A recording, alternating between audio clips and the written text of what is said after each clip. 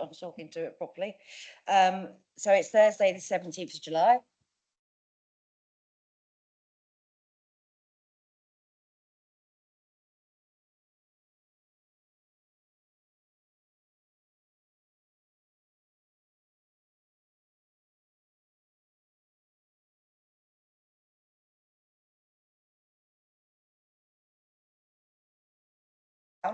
Please treat it as a real emergency and evacuate the building via the nearest safe escape route.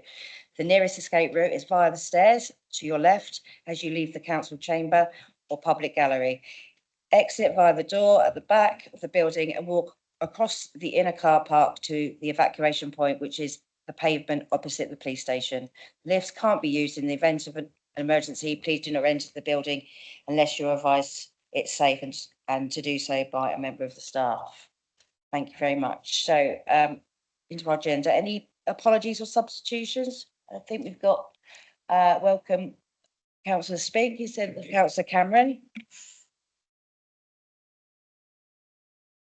I feel like I'm going to do karaoke.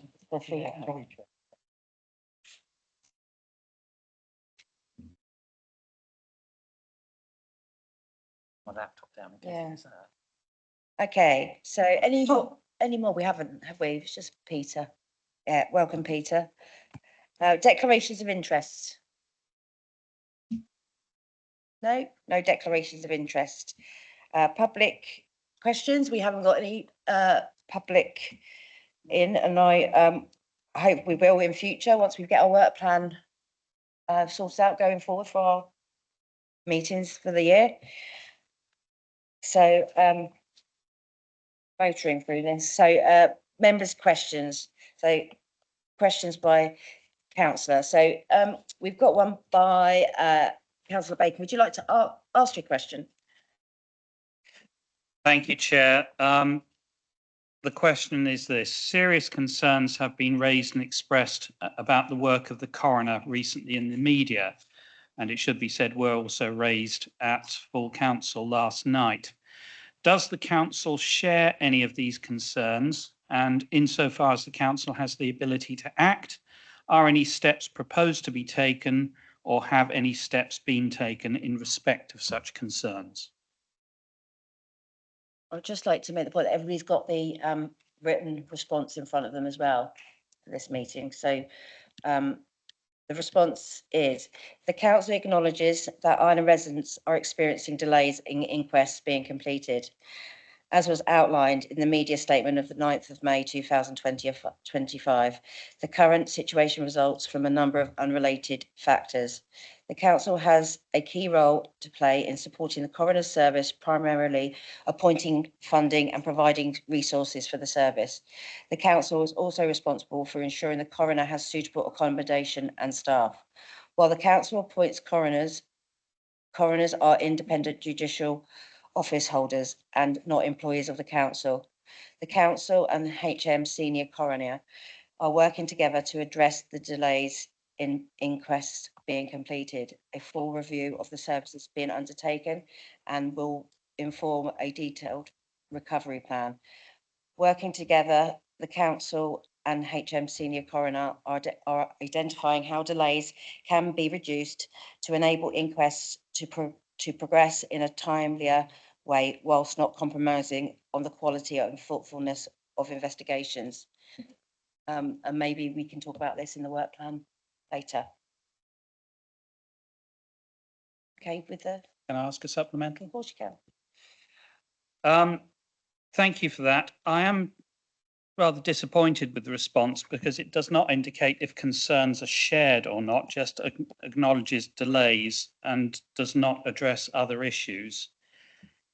Is it possible to give any detail of what support it is anticipated will or might be provided to those who have experienced delays? But also, can anything be said about other issues and what help and support might be given to those who have experienced such other issues, such as the unreasonable withholding of personal effects?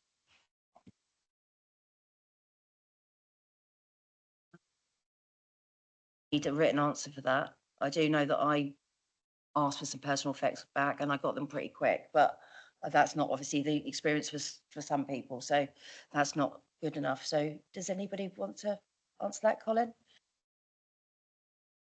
The service sits with the Director of Adult Services and Housing now, so you will get a written answer to that in due time.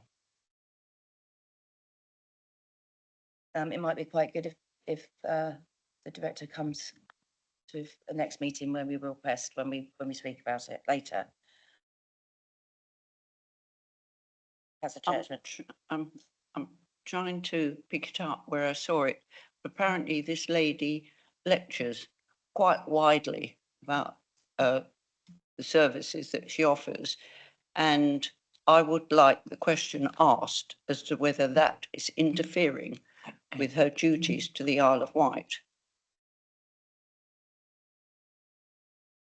I think we now have the reputation in the country for being by far the worst deliveries of a coroner's service, and by a long way, not just a few percentage points, but very, very way down for every other council in the country.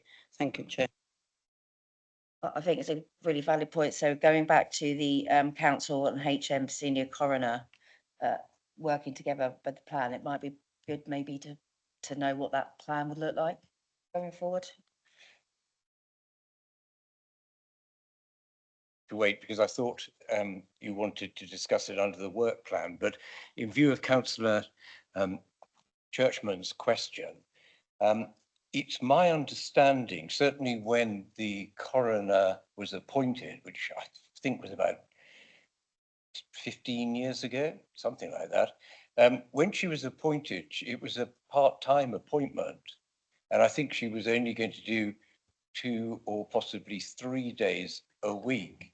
And she, at that stage, was an assistant coroner in other areas, and also, as Councillor Churchman rightly says, did some lecturing. But given that her contract in those days anyway was only part-time, she's perfectly entitled to do that. Do we know if she now has a full-time contract? Because she seems to be coming under a great deal of criticism. I do believe that's to do with her, like you said, she's an independent judicial office holder, so that's to do with the senior coroner. So I think we just need to find out behind the scenes what's going on and what that work plan looks like and how he's holding her to account. If she's only part-time, then it's not surprising perhaps that there's a backlog, and she's not going to be able to catch up with it if she's still part-time. So the quick solution might be to get an assistant coroner in.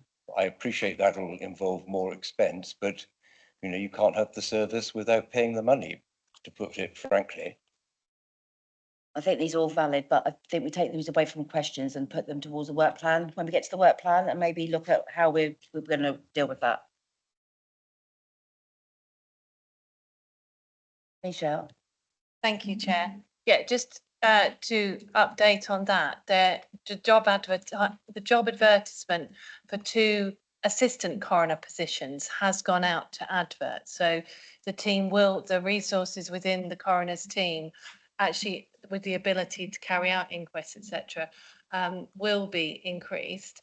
And I think because as Colin said, the responsibility for the service has now moved into adult social care, but when it sat with communities, the timeline that we had was that the training that they have to take in order to become certified was December. So we were expecting them, we were going to employ, obviously Ministry of Justice are actually their line managers, as it were, but we put the advert out. The training would take place at the end of the year, and then they would join the coroner as assistant coroners from the beginning of next year.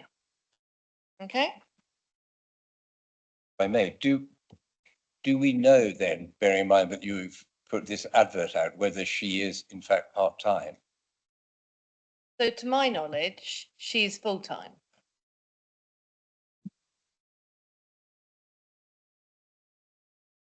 So we're okay. We'll look at that again in the work plan, if that's okay, in more detail. Okay, the only other question, member's question we had was within an hour of the meeting, and I've allowed it because, hello, you right? Chairman, I do apologise. I followed a tractor, a combine harvester and another tractor in convoy all the way from Harrington. Bring that up in the work plan. This question from councillor Claire Richardson, because of the weather that we're experiencing and etc. But it really is about disposable barbecues. I know they cause a lot of issues.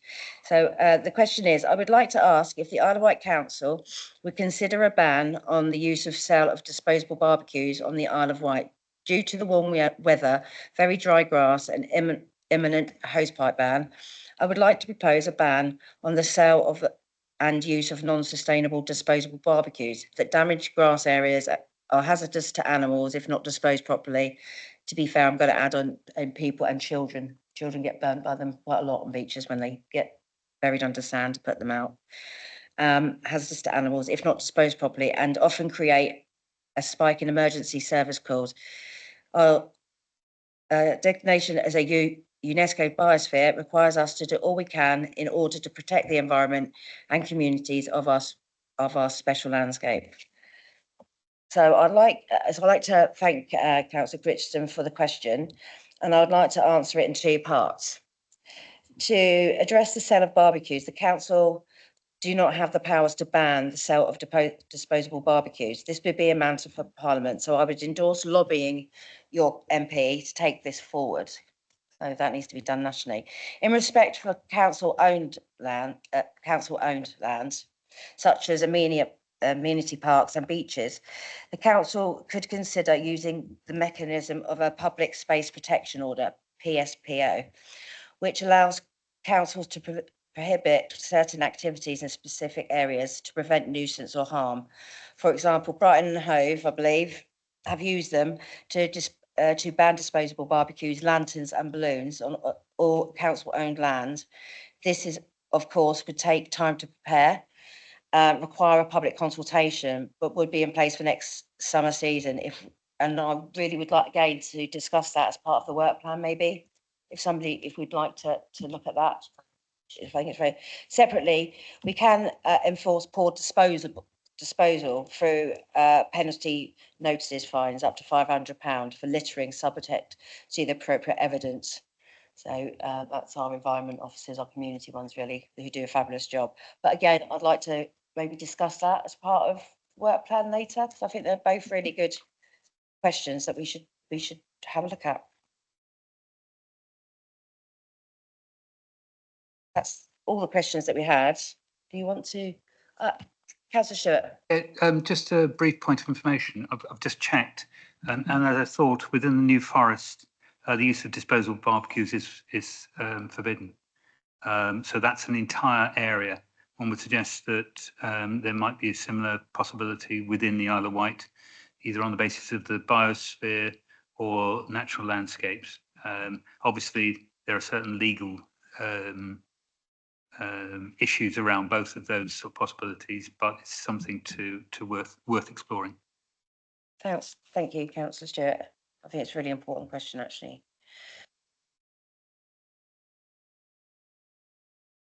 Sorry, anybody else got anything else to add on this before we move on? Councillor Churchman.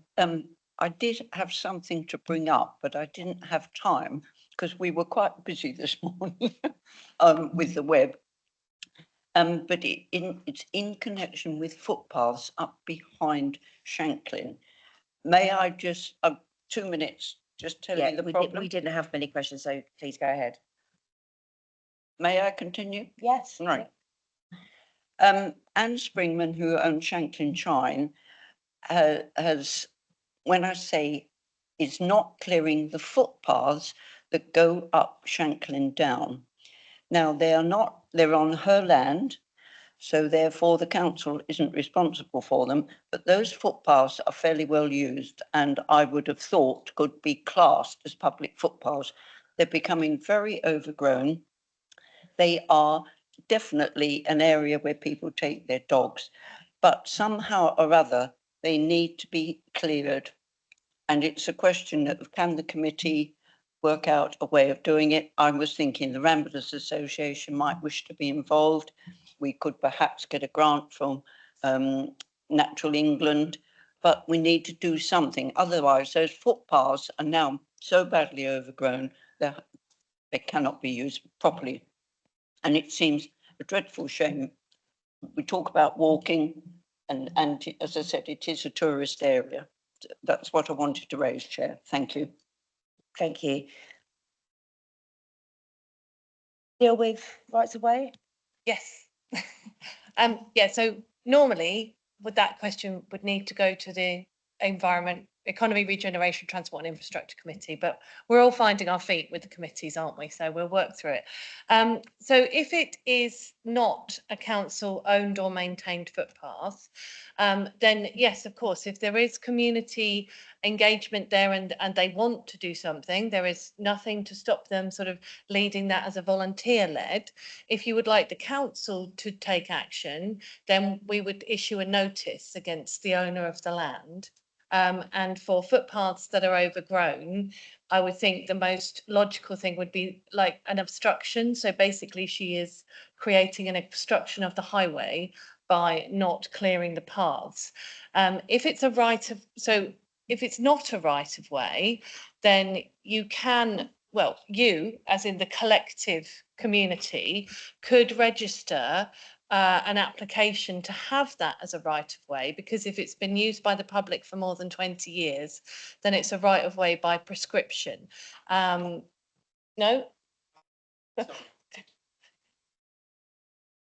You do have to pay, yeah. Yes. Oh, do you? I don't know. I'm not familiar with it.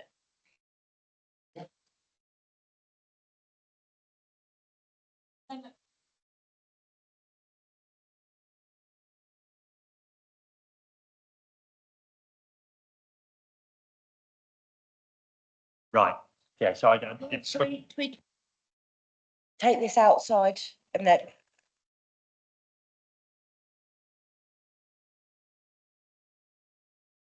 Just so if we are going to take it outside, is it the footpaths within the Chine itself, the tourist attraction? Sorry, does anybody know where Claire Mosdell lives? It's the footpaths that go up behind her property, that go up Shanklin down proper. Yeah, so Councillor Churchman may want to look on the White Paths Councillor Fuller, website. through the chair. Sorry, Chairman. Can you continue, Michelle, first? Yeah. Then you can.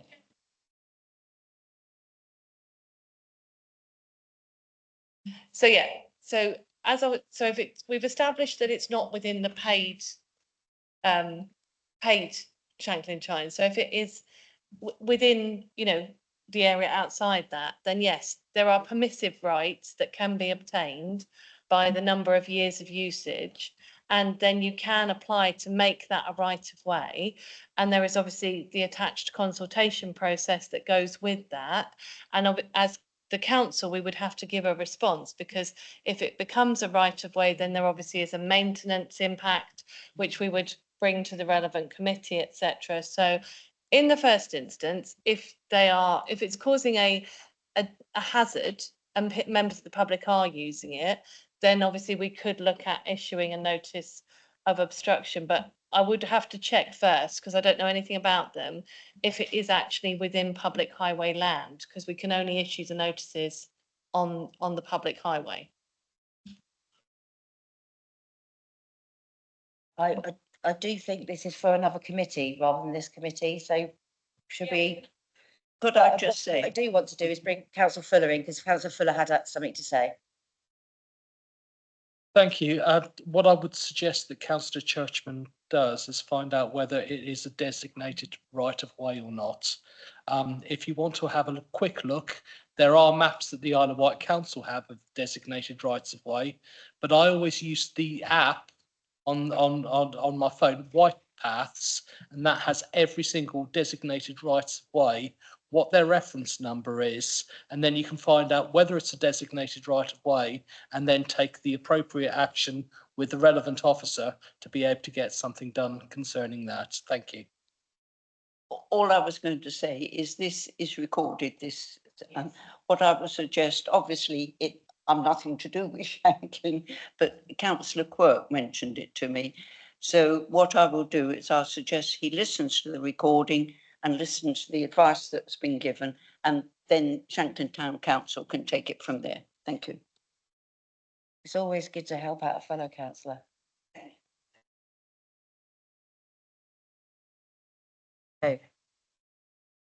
Oh, councillor Adams. Thank you, Chair.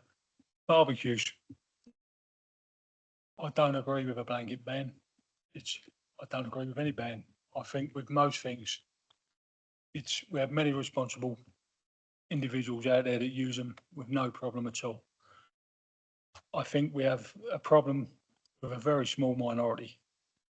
But I think we have to be careful with banning this, taking it down to banning it, because frankly, I don't believe it's for the responsibility of the council. Secondly, I think if we're going to do anything, we maybe ban it in our parks or whatever, but have designated areas and zones. But we that's need why I said, enforcement. answer the question, and we're going to discuss it in the work plan. And I think that's really valid point that you brought up, that we need to discuss within that work plan part of the meeting. Is that okay? Okay, so on to. Oh, I'm sorry, Paul. Not being difficult, Chairman, but there is a question, and it is quite urgent, that I want to ask. There is currently a consultation underway from DEFRA about, it's called Reforming Our Approach to Floods Funding. What I wanted to ask is the Isle of Wight Council responding? If so, can this be circulated to committee members? And will there be a response from this committee to that consultation? I did give notice quickly to Tash that this question was coming, but I think it's very relevant because the consultation ends on the 26th of July. I would say that's pretty urgent, if it's correct, and I would ask the officer to answer that, and I would say we'll definitely do a response if we are doing that. Thank you, Chair. Yes, we are aware of that consultation. I'm currently discussing responses with our colleagues on the other side of the Solent as well, as we want to ensure that we have a good local government response to that. And I will absolutely circulate that to the committee. We will be putting in an officer response, and the committee may wish to also put in a more political response to that consultation. So I will circulate that to everyone. And if you like, I'll also circulate the hyperlink so that you can read it in advance. No problem. Send that out when you can. I will send it out first thing in the morning. It's very interesting, these speaks. Everybody's got different names. It's... Oh, Councillor Stewart. Thank you, Chair. Just to draw your attention to the last meeting of the Neighbourhood and Regeneration Scrutiny Committee, of which a number of people were on. We actually mentioned the reference flooding, and there is a couple of recommendations which might be worth taking forward, which might help. It is, just so everybody can get hold of it at some stage, it is, I think, 85 of the minutes from yesterday's meeting. Flood risk management. I'm not asking for us to do anything at this stage about it, just to simply raise awareness that our previous scrutiny committee considered this. So it might be of some help when we take it forward. Send those minutes to me, or the link for it, please, when you can. Thank you. Yes. Any more questions that are urgent? Okay, so time to make some decisions. Okay, so to receive and consider the items for decision. So 5A, the household waste management policy, pages 5 to 40. I'd like to bring in the principal. Right terminology, brilliant. I've learned something in 4 years, wonderful. Tasha Dix, thank you. Thank you. I'm assuming you have read the papers that have come in, so I will not take you through those line by line as well, time is tight. To introduce the report, and thank you for allowing me to bring it in this evening. This report is presented for your consideration and approval, and it is the updated Isle of Wight Council operational waste policy. This policy has undergone a comprehensive review to ensure it reflects current service standards, aligns with national legislation, and responds to the evolving needs of our residents and service users to make very clear the policies, procedures that we go through to ensure that everyone's household waste is correctly collected, what we require of each other. The key amendments within this document include clearer definitions of the household chargeable and commercial wastes to help residents understand the differences between those and reduce the amount of confusion and complaints when there are matters that become confused. It is made clearer the assisted collection service guidance and the structured eligibility assessments for those. It has updated and clarified the charity waste permit scheme that enables a limited number of free disposals of unsaleable donated items from charity shops to the HWRCs. Importantly, it also deals with the procedures that have changed since COVID at the HWRCs, that's the household waste recycling centres. Making sure that we have put into policy the booking system that is now in place, and also reflects a change that was voted for in the February 2020 budget setting full council, that the permits for people who are bringing household waste in a commercial vehicle will not be unlimited, but will be limited to 12 visits per year. That was agreed as a budget saving in 2020, but it was not implemented. As a matter of weeks later, we had the national stay-at-home orders and the tip was closed for a number of months until we had the booking system put together. And slowly over time, we have started to see that issue of repeat visits by persons who may not necessarily be bringing household waste in their commercial vehicles, coming back to the tip, which then creates an additional cost to the local authority. So we would at this time like to make sure that we are bringing that decision into play, subject of course to your debate and agreement on that matter. The policy is to strengthen our enforcement powers, making those clearer and being very clear on our uses of fixed penalty notices and CCTV and body-worn cameras in full compliance with the UK GDPR and Data Protection Act. And it also positions the council to ensure that we are benefiting from the extended producer responsibility reforms and updates businesses on the changes to simpler recycling in the UK, which is effective for businesses from March this year and effective for residents from March next year. Hopefully we have some time to take questions on that. And then the current recommendation is to approve the updated operational policy, which incorporates those changes and any others which you may wish to make this evening. Thank you very much. And any questions? Thank you. Councillor Fuller, the first one up. Thank you. Thank you, Chair. Thank you very much, Tash. Every year, this council does consultation with our local communities about waste and recycling.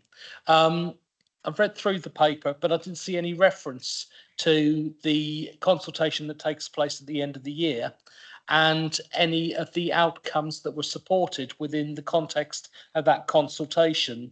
Are we adding any of those things that came through the consultation to this strategy?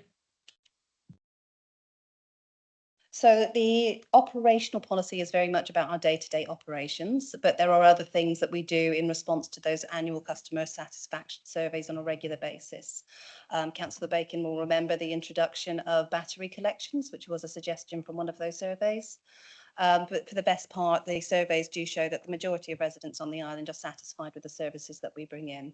Should we have some changes that we make in the future that are reflected in the policy itself, then we will ensure that comes back to the committee and we will indicate that. If the committee wishes to separately look at the results from the surveys, we can bring that as a separate agenda item. Thank you. Thank you. Councillor Stewart. Thank you, Chair, and I will remember to turn my microphone off next time. Just very briefly, thank you for that, Tash. It seems a very sensible set of clarifications about where we should go with waste. Can I just briefly mention clinical waste collection, which is 5 of the accompanying document. It was a particular issue which arose with a resident of mine in respect to sharps waste. It happens that in a particular setup in dialysis, they have diabetes, they have a particular large size of sharps waste. And I understand there was a bit of a problem. In fact, I know there was a bit of a problem actually getting that dealt with. Can you confirm that? I know it's a very minor, small-scale issue, but it will affect a number of people. Can I just ask that that is checked to make sure that we are covering the collection of that type of larger sharps waste material?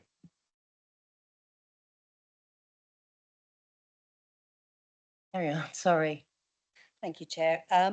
Yes, the subject of those sharps boxes and the changes in pharmaceutical needs has been considered at great depth within the contract management team, but also through the Wellbeing Scrutiny Committee.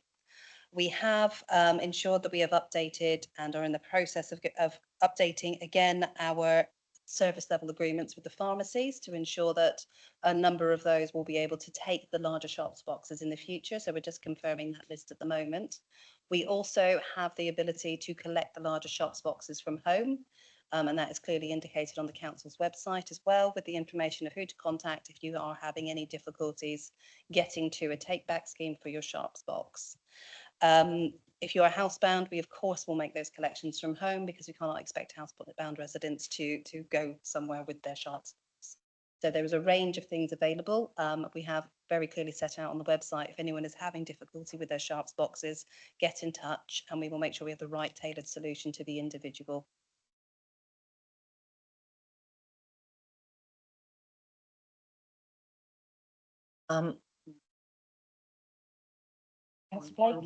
Yeah, and we'll go to you after. So I did offer to go last, but I have a couple of questions, please, Tash. Within the proposal, it's there is the statute that from the 31st of March 2025, all workplaces must separate waste before it's collected. That's for any business over 10 full-time employees. That would include schools.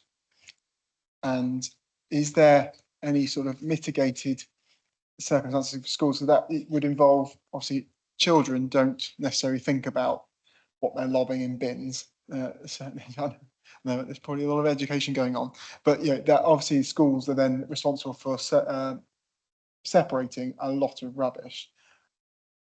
Have we got any problems on the horizon from that, or if so, is there any mitigation? Schools collection service is one of our most important services to make sure that we maintain. Schools that are on the local authority collection service only pay for the collection charges, not for disposal. They are all offered food waste, recycling and residual. The majority of them have already got those. A couple have now just picked up food waste, but the majority were already paying for those.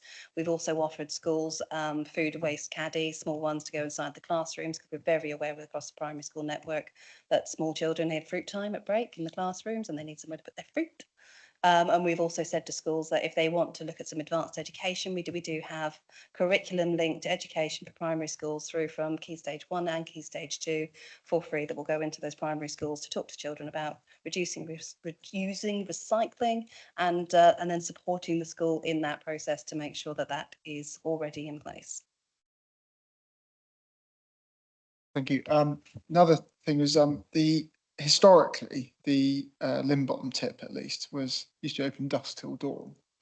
Obviously, that's now limited to 10 till 6, which does mean that a lot of people who work 9 to 5, for instance, struggle to get there during the week. And there is obviously peak times created.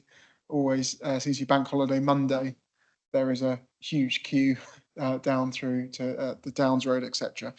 is there a way of looking at maybe some days being slightly later and just shifting around just to try and alleviate those pinch points that are created by the reducing of hours? This is something that was looked at extensively when we went through the changes that brought into place the reduction in hours. I have a huge amount of information I'm more than happy to share with you and show you what that looked like at the time. Some of our key constraints when it comes to looking at different opening hours on different days of the week relate directly to the driveway being a shared entrance. It is not just the entrance to the household waste recycling centre, it is also the entrance to the Windrow composting site owned by and operated by Ireland Rec. We've got Biffa around the back, and we have other companies that have bits and pieces they need to do that come in and out of there, as well as all the commercial waste disposal that comes through to the landfill. So we have to operate within similar operating hours to them and not constrain their activities, which makes it very difficult for us to shift hours back and forth. We also have a workforce that needs to turn up at a certain time of day and go at a certain time of day. When we did that great reconciliation of hours, we did look extensively at those periods of peak times and peak travel and who comes at what time of day. We reduced the hours, but that when we did that, it didn't actually change much because we generally found that after 6 until 10 in the evening, there were between 15 to 25 visitors. The majority of those would be the people that not necessarily were bringing household waste, but were finishing their business day and bringing something else with them, although we do genuinely have householders who wanted to come at that time. We also know that there are a lot of people on the island whose working plan is not Monday to Friday, 9 to 5. They work in other hours and they come during the week as well. The booking system has been incredibly helpful in balancing that road traffic issue because we have a limited number of people that are now able to attend in each slot. What that has done is reduce that constant, you'll remember, particularly at Easter time, there used to be endless headlines about the queues that would go back all the way down to Arreton.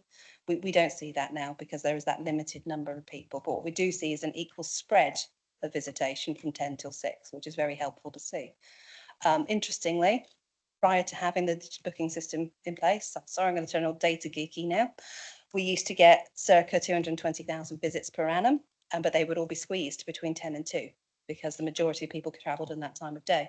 We now have available booking slots for 335,000 people a year, and that is spread evenly over the period of time.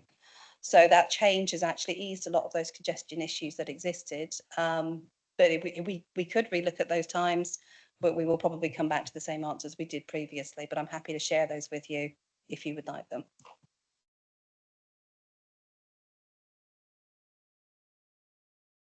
Councillor Fuller was next, I believe. It's just oh, I've got Ray. Oh no, I've got Ray Redder up on the list, so I don't know why Ray's there. Right. The question I was going to ask is that you were mentioning about the service level agreements with pharmacies about separating clinical waste.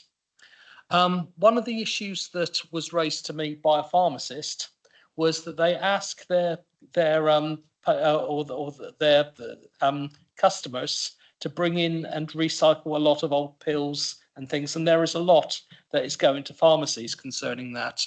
But one of the things that the pharmacists sort of like say to me is that disposing of this clinical waste is very, very expensive.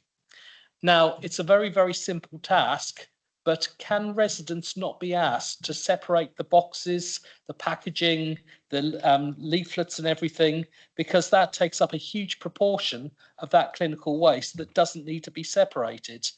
What are your views on that? And is this a bit of communication that we can do with the wider general public? Yep, absolutely. Paper, cardboard, anything that is recyclable should go into the recycling. More than happy to look at a communications campaign and behaviour change campaign that will work with that. We can work with our health colleagues on that as well.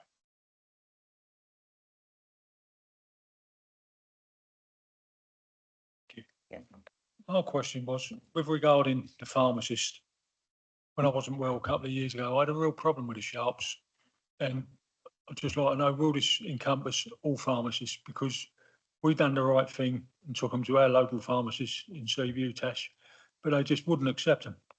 So I was told we had to take them to the hospital or the doctor's surgery. We took them to the doctors wouldn't accept them. So we chopped up at St Mary's. Now, St Mary's wouldn't accept them, which I find strange. We're trying to do the right thing, but we got rid of them at St Mary's, but we only got rid of them because the nurse said, put them in that bin over there. But people shouldn't be having these problems, should they? And I just want to be sure that when this goes forward, will that encompass all chemists, all pharmacists? So our waste contract management team have been discussing with all the pharmacy groups. As far as I'm aware at the moment, everyone has come back with a positive, yes, we want to move forward with these SLAs. Some of those have started to be signed, and as soon as they are all signed, we will update the list on the council's website, so you have absolute clarity of where sharps can go to. And if you cannot take them to a pharmacy for one reason or another, then there is that ability, as I said earlier, to arrange for a household collection. Councillor Stewart next. Thank you, Chair, through you. I was looking at all of the risk analysis. I just wondered whether there is any suggestion that there is an increased risk of fly tipping, because obviously any changes to waste collection times and charges can lead to an increase in fly tipping. Yes, there is that consideration always to be made, particularly with the HWRCs, in terms of, is that going to increase fly tipping? And one of the key messages that we always try and communicate with our residents is that if you are asking someone to collect your waste for money from your property to take to the tip, you need to remember that will not go to the household part of the site, that will go to a commercial part of the site. When residents do have someone come and collect waste from their house, they need to make sure they are gathering the name of the company, a waste transfer note that details what they have legally handed over to that waste carrier. And that way, if it does become fly tipped because it is somebody doing things they shouldn't do, we can very quickly have that recognised by that member of the public, because as we know, the social media photographs everything. And then we can approach the person that they gave their waste to. And that is the best way for us to deal with reducing fly tip issues on the island, is making sure that when we do ask someone to carry our waste, or take our waste away for us for a commercial value, that we make sure we keep the records and we make sure we get waste transfer notes so that we can then follow the legal processes to, in the first instance, telling them to go and pick it up, second instance, issuing fist penalty notices, and then going further down any legal route that we need to. Got supplementary. Yeah, just a brief follow-up to that. I mean, we mentioned waste transfer licenses and all the rest of it, and I agree entirely, and that's very helpful. But is there any analysis that this will lead to an increase in fly tipping possibility or issues?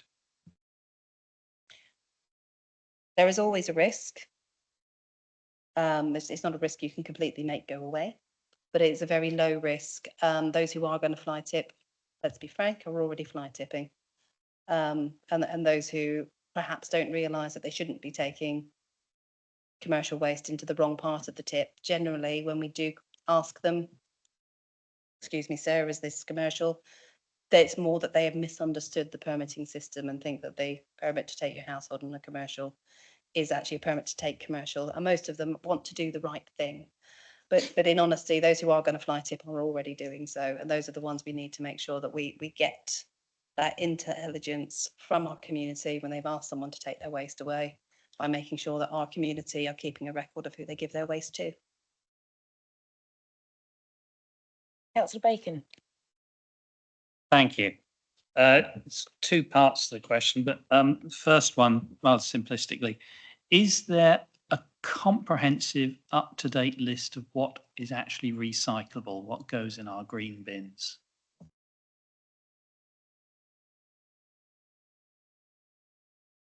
It depends how comprehensive you want that to get, because we can get down to different levels of plastics, different types of metals. Generally, everything that we recycle is most plastic types, apart from hard plastic toys, which you need to take to the tip for recycling. We'll take the soft plastics, the films, the plastic yogurt pots, all of that is listed online inside the A to Z that is on our council's website. And if there's anything that you don't see on the A to Z that you want clarity on, let us know and we will put it on the A to Z. And the other part of the question is, we have a much better, as I understand it, ability to recycle on the island than other areas of the country. We have a strong visitor economy. What steps do we or can we take to make sure that people who are visiting deal with their waste properly? Because I think you get some visitors who put almost everything in the black bin. They don't understand recycling or what can be recycled here.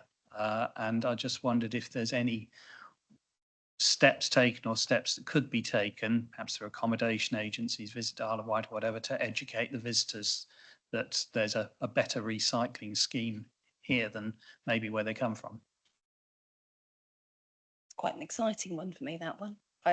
What as Ed picked up earlier, the law has changed for businesses, and that includes properties used for domestic accommodation, bed and breakfasts, all businesses.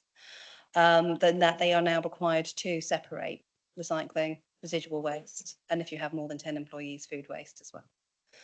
That means that it is embedded within all waste carriers, from BIFA to the Isle of Wight Council's trade to any other private carriers on the island. They are required to ensure that they are collecting that waste separately, and the producers of the waste are required to ensure that they are separating that waste. With that, we can most certainly look at some behaviour change campaigns to help everyone remember what their responsibilities now are, and that those responsibilities match what we do in our households. And that also comes across to our businesses, because we can now very confidently say to all the businesses across the island, what you do in your business only needs to match what you do at home. We don't have separate systems between the two. Fortunately, our recycling system on the island, the way that we manage the contract that we have, has already met the simpler recycling regulations. So unlike many parts of the country, the Isle of Wight Council do not need to make extensive changes to our collection service next year. Whereas other parts of the country are now looking at introducing food waste for the first time, introducing black bins for the first time, and introducing proper segregation of recycling for the first time. So we are in a very advantageous position, and I'm more than happy to look at some better promotion to support that tourist economy and ensuring that our visitors are also recycling better.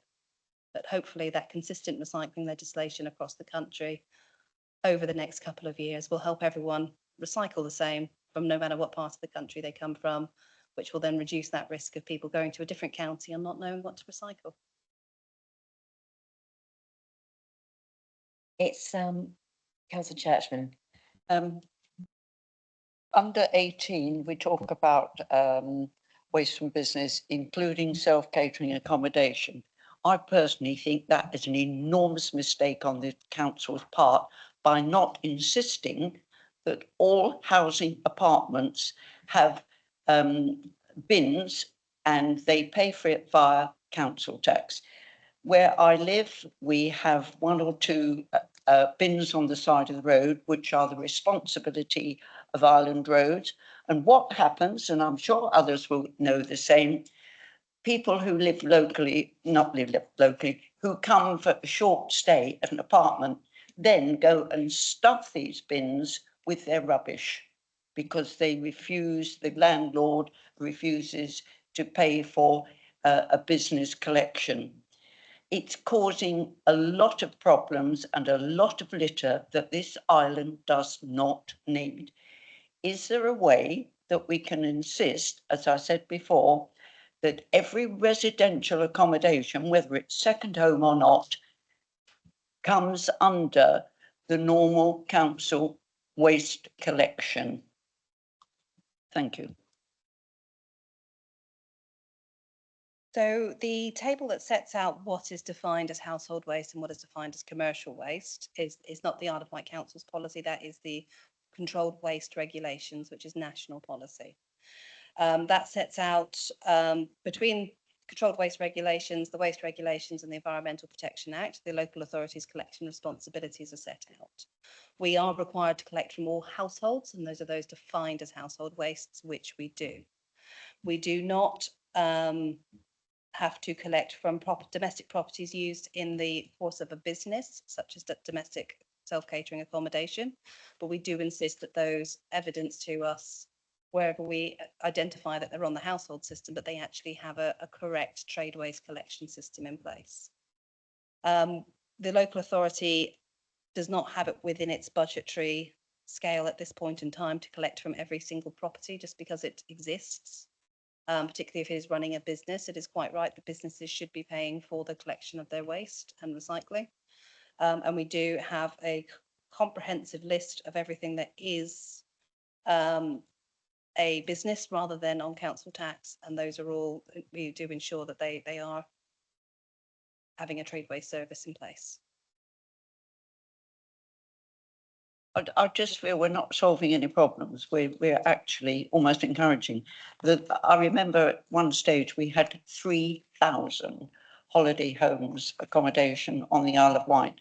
So that could be 3,000 places where waste is just, sometimes I've reported to you, and in fact, a second homeowner near me did go privately with Biffa. But I just think that's, it's not good enough. It really isn't good enough. We've got to cut down the whole of the waste. And the 10% of people who do what I said, which is shove their stuff in the local bin, which Island Roads then get rid of. It actually, I'm not sure what Island Roads do with their waste. I presume they go to the place at Lynn Bottom as a private thing. Anyway, but what I'm saying is we're not recycling stuff. We don't know what's in those bins. It could be anything. It could even be medical syringes or whatever. Surely the council, we now charge quite a lot of money for second home on the rates. So I know it's extra money on the company, our contractor, to collect, but we really need to come to a decision and say everybody has a bin and they use it, and as an island, as a whole, we then control our waste. Thank you. And that is the position in law that has changed. That is the simple recycling regulations that the government has brought in from March this year that requires businesses to separate their recycling into those different streams. And that was something that we have needed for a long time, was that change in law from government to put those stronger restrictions onto businesses, as we already had them in place on households.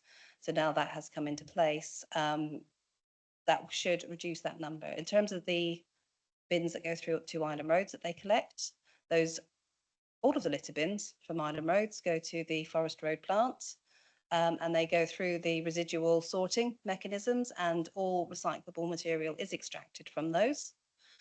So when the residual stream goes through that plant, it separates ferrous, non-ferrous, PET plastics, SDP plastics, HDPE plastics, and anything else that is recyclable in terms of cardboard, not often paper because it's contaminated from being mixed in.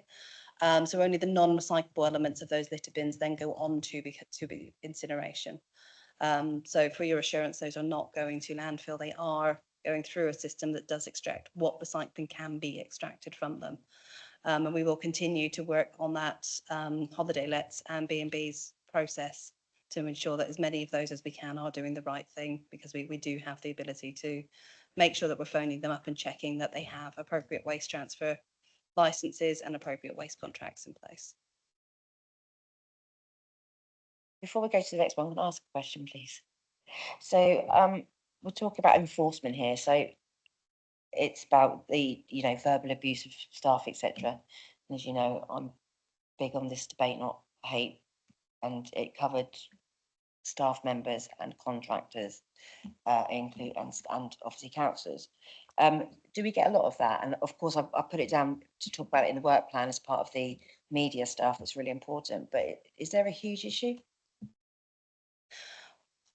When answering that question, let us just remember that we collect from 72,000 properties per week.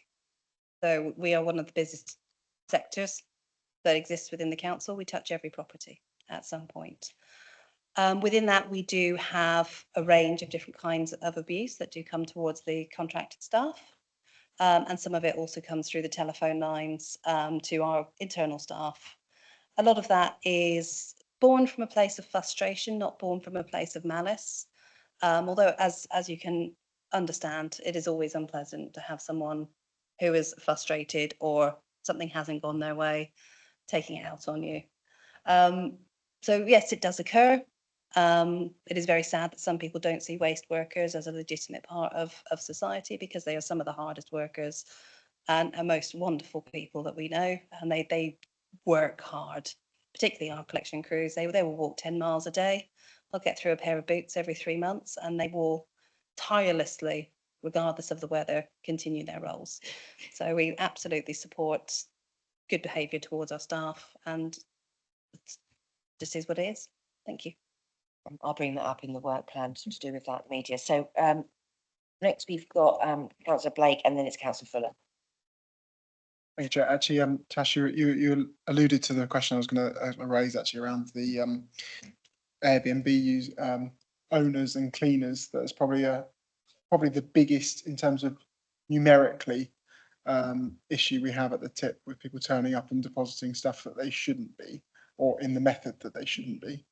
So it just, I'm pleased to hear you said that there's some enforcement around contacting those to make sure that's stamped on as much as possible, because where there's probably more gross tonnage coming out of other sectors, is it's a very difficult to pick out those because it's small amounts, but a lot of it.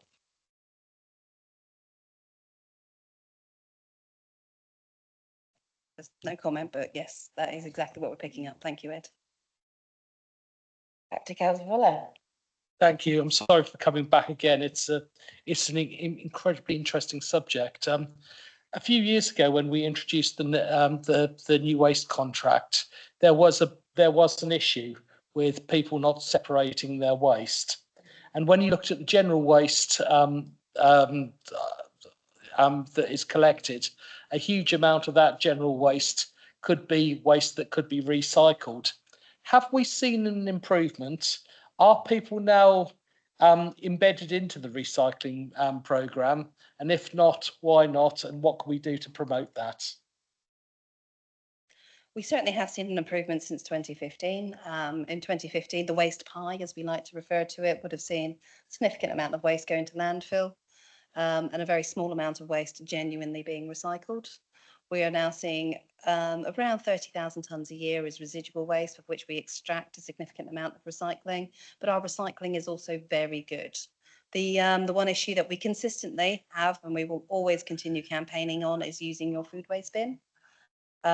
We have had, at our best times, down to 16% of the general waste stream being food waste. That drifts up to around 20%. We do need to always remind our residents that food waste is a weekly collection. And if you don't want that smelly waste hanging in your house, you can have it collected weekly. And doing so generates electricity and compost. So it's a fantastic thing to do. So, and also do look at that A to Z. That is another really important message, because we recycle a lot more than people think.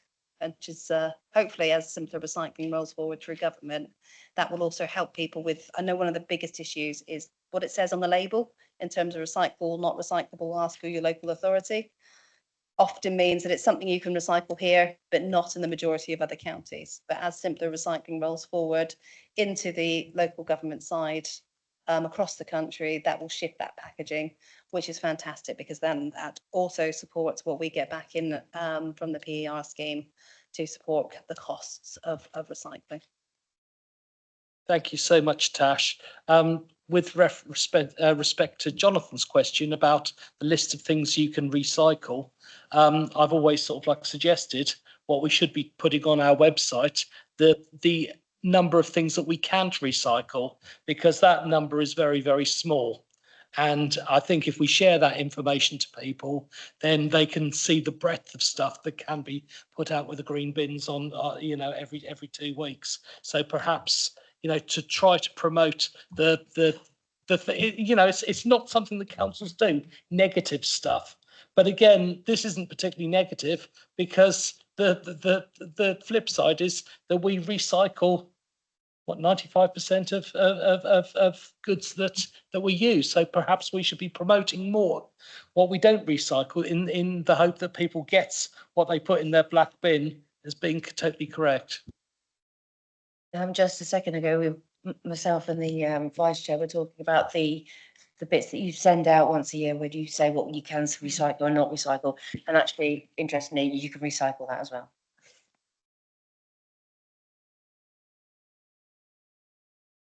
Just for the year and then, but yes, there is a small list inside that annual booklet of what goes into the general waste, and that is a small list. It is under 10 things. The majority of the things can be recycled, as long as you put it in the right place and give it a quick rinse before popping it in there, so it doesn't turn up mouldy and full of strawberries when it comes to the picking lines. Going to wrap that up soon, but Councillor Spink, you've been very quiet, so I'm going to indulge you. Thank you, Chair. I'll try and be brief, and I apologise. It's something of what could be described as an anorak question. And that is, I don't understand from a contractual point of view, as it were, page 7, paragraph 1.31, which is commercial waste. And so commercial waste is chargeable, or as it's expressed there, not collected free of charge. If you look at D, an example that is not free of charge, so is chargeable, is recycling and waste arriving from premises occupied by a charity and wholly or mainly used for charitable purposes. So that is chargeable, yeah. And then unless it's waste is from a registered place of worship, in which case it is non-chargeable waste. But then this is the one I think, the premises used wholly for public meetings, in which case it becomes household waste for which the collection authority may charge. That's a bit of a, is that correct? Councillor Spink, the controlled waste regulations are very difficult to read. And I appreciate exactly where your question is coming from. Those is the words of the controlled waste regulations, which leads a lot of grey ambiguity as to how you interpret those words. So yes, that is the correct wording, and how we would ask someone to demonstrate that their premises is wholly used for public meetings is considerably difficult.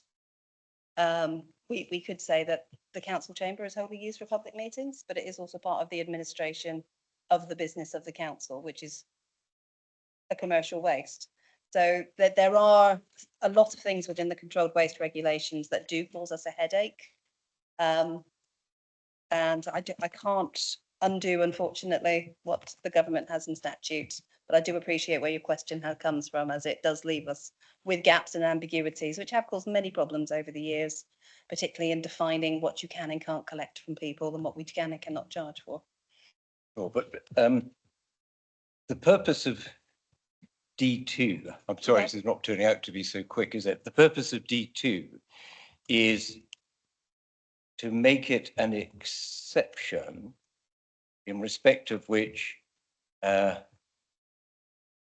won't be a charge. Is that right? The purpose of D2 is setting out that we will call premises for use wholly for public meetings a household waste, which means we must collect it. But the appreciation is given by government that that is not normal household waste, and therefore we are allowed to charge for that collection, but not the disposal. But sorry, I I just try it once more. Shouldn't it read, for it to be an exception to when the council can charge, because that's what it is, shouldn't it read, haven't you missed out a not? Comes household waste for which the collection authority may not charge. No, we may charge for that household waste. Then it's not an exception. It shouldn't be there as an exception to the chargeable items. It's not necessary then in that case. Sorry? Anyway, just. Yeah. No, I will consider that. It is unfortunately the wording of controlled waste regulations, but I appreciate where you are coming from. And I don't mind looking at that again and perhaps putting it back at the table that it exists within the controlled waste regulations, which may look clearer than trying to express it in a sentence. So that, yeah, fine. I appreciate if you are going to do that, the purpose of that is subsection 2 is to establish is to establish an exception whereby that is not chargeable. I understand. And so you need a not for that to happen. You need that a not there, not that it may charge, that it may not charge. That's what you need, if that's what the intention of the draft is. You need a The not. draft is a copy of the law.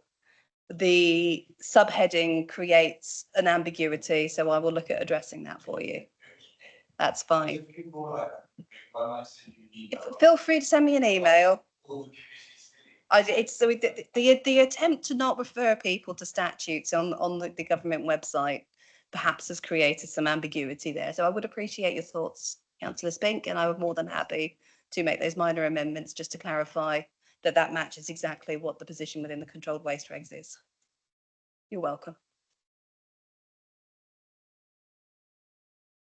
I'm going to start wrapping this up in a minute, so I am going to Councillor Adams. Pet hate of mine. I notice in here, there's a section here, page 47, paragraph 32. It states, thirdly, clean and well-maintained coastal areas contribute to fostering good community relations. Talking about waste, aren't we? No, we're still talking about waste. The next No, the item. reference is to waste. It's I appreciate this is the other paper, but I thought this referred to waste. This is why I've highlighted it. It's they encourage shared use of public space, promote social interaction and help build a sense of pride and cohesion among diverse groups. About that in the next paper. Karen, no, I'm sorry, this is quite important. It's just a minor point. I think I've raised this before to you, Tash. I feel on the seafronts, I feel we have a particular problem with the amount of collections we have. I feel we don't have enough collections, particularly in the summer months. We get, each time I'm down, I'm a morning walker. Each time I'm down the seafronts and the Dovers, no matter where I go, we've got waste everywhere. The crows and the birds are in our supposedly gold-proof bins, and there's just rubbish everywhere. And I think from a tourist point of view, it really doesn't look good. And we've got this situation, particularly early mornings and in the evenings. And I just wondered if we could try somewhere. I know there's an additional cost involved in that, but is that something that could be looked at? Because I feel it's important. Yeah, I appreciate that you're referring to a different paper, but that the subject matter comes back to waste. And I understand the views that we have, particularly during the warmer months of the year, that the litter bins around the seaside are not necessarily collected as frequently as they could be. There is on our work plan for later in the year a litter strategy to come forward that Michelle and I will work on collectively, as that needs to look across not just the waste contract or the beach cleansing contract, but also the Island Road street cleansing contract and our grounds maintenance contract, because litter is collected across 4 different contracting positions. And what we need to do is actually look at that holistic overview of what needs to be collected when, and what we can do to ensure that litter bins are more secure to animals ripping everything back out of them, but also what we can do to ensure that we have better behaviour change communications to our visitors and to people visiting our public spaces to reduce that amount of litter and detritus. And as part of that, we might get through to the point of considering what times of day things are collected, but we have to look at that holistically across those 4 different contracting areas. But that is absolutely an ambition one day to not have litter in our environment. Thank you. You're welcome. Really briefly, because I really want to wrap up with a recommendation now. Be nice. That's exactly the point I was going to raise. We have fly tipping outside bins in Brook, and I have regular sets of residents complaining about it. I think it is really good that 2 councillors quite separately have raised this issue. We look forward to any resolution. Okay, so I'm going to go to the recommendation.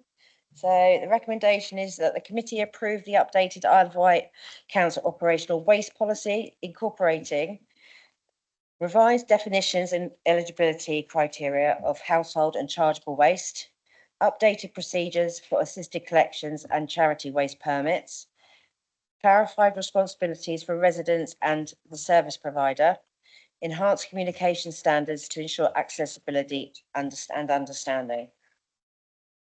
And I'll look for a seconder. Second and a third. So we take Councillor Stewart for that one. We take a vote on that by affirmation?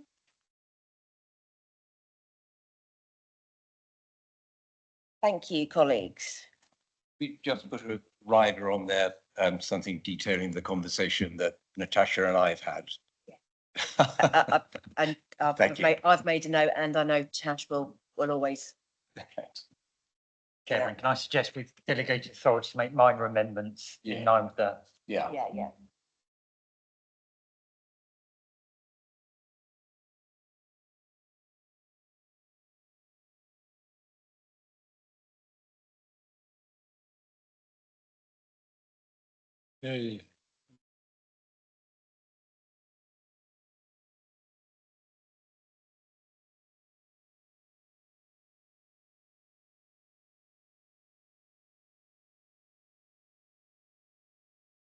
Sorry, 5B's next. Beach cleansing and slipway contract procurement, pages 41 to 60. And again, over to Natasha Dix. Good evening, and thank you for letting me bring this paper forward. I'm assuming we have read the paper, and I'm pleased to introduce it for you. This paper presented for your consideration is to approve the initiation of the recommissioning of the beach and slipway cleansing service for the period 2026 to 2031, as the current contract is due to expire 31st March 2026. We currently have a statutory duty under Part 5 of the Environmental Protection Act to ensure all publicly accessible land under our direct control, including our 16 designated amenity beaches, are kept clear of litter and refuse as far as practicable. Important set of words. In addition, the council has a legal duty of care under the Occupier Liabilities Act to manage foreseeable risks on our coastal infrastructure, including cleansing our slipways and footways, stepways down to beaches around the island. Our current contract, which began in April 2020, has supported safe and clean use of these vital public assets. And the proposed service will maintain that grade B cleanliness standard from May to September in line with the DEFRA code of practice on litter and refuse, continue fortnightly jet washing of slipways and access steps during the summer and monthly cleaning in the winter to manage algae build up, reducing slip hazards, and ensure compliance with our legal duties whilst balancing cost and risk. Failure to recommission these services could lead to a significant number of risks which are set out within the documentation. And we would like to have that ability to recommission this contract, but also amend the specification to ensure that we are seeking efficiencies for the best value to the council and ensuring that we have best value for our community in keeping those beaches clean. Anything else to add? No, I'm happy to take questions on this particular request. Who wants to go first? Councillor Blake. Very quickly, thank you, Tash, for the report. I know we've spoken about this outside. The current contractor for the slipways maintenance does do a very good job. There is obviously the specification laid out that winter months are once a month and summer months are twice a month. However, there is some play to be had with that that could create some savings. However, we don't want to de-incentivize the, oh, it's not the right word, is it? However you pronounce that road, to basically, we don't want to put them off from doing regular cleaning in the right times of the year. However, if you keep on top of it, it makes it almost a minimal job. However, I say that the moment where winter and summer is the specification, it is slightly skewed to where it should be, which is more skewed towards spring and late winter than just essentially winter and summer. I take that would be the sort of thing that we give to you under the delegated powers, but I say just it's more the first growth in late winter, early spring, when you have the beginnings of longer sunlight. Yep, I am very aware that we do actually see that first algae growth bloom starting when the weather is warmer, but we still have the high seas which keep our concretes wet. So what we are intending to do is revise the specification to look at it in an outcome focused approach rather than an input focused approach, to ensure there is sufficient flexibility within there if we have a particularly warm, wet spring, to bring forward that schedule, or vice versa if necessary. Equally, one of the things we want to look at is ensuring that things are cleaned at the right time as opposed to a set schedule, so that we are dealing with the tidal nature of the coastal zone. Tidal working is really important when we are to beach cleansing down to a lower tide mark or 5 meters below the high tide line. It's no point doing so if at high tide. So we're going to look at the outcome focus rather than income focus to try and find those efficiencies within that new contracting structure. Councillor Fuller. Gosh, I thought everybody would be asking questions. Mine's a little bit off-piste, so please excuse me if I am too off-piste with this one. Please.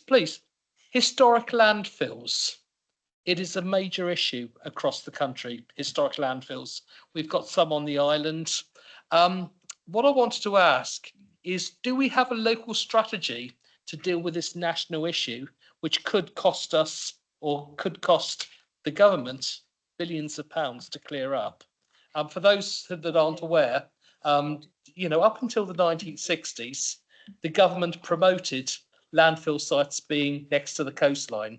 What we're seeing with climate change is that these coastal sites are now being subject to erosion, and all the nasties that we used to bury in the 1960s and 70s getting into our watercourses and into our coastlines. And I was just wondering whether we are aware of it on the island and what we're doing about it, because there's not the money available from government yet to be able to deal with the issue of historic landfills.